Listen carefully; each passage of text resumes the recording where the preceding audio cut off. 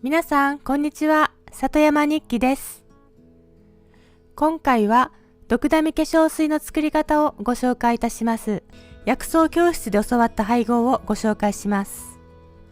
準備するもの、アルコール対応の容器、計量容器、グリセリン、精製水、ドクダミ花チンキを用意いたします。グリセリンと精製水はドラッグストアなどで手に入ります。ドクダミ花チンキの作り方は、ドクダミ素を活用、チンキ剤作りの動画を参照ください。概要欄に動画のリンクを貼っておきます。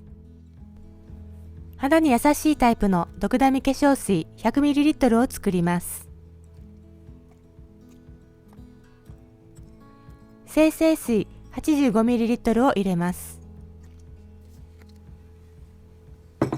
目盛りが見やすいように後ろに板を置きました。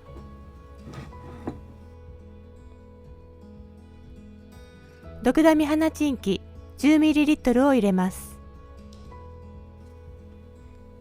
最後にグリセリン 5ml を入れます。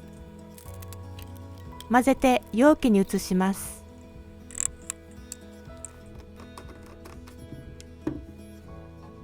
完成です。ご視聴いただきありがとうございました。今後も薬草活用法などお届けしていきます。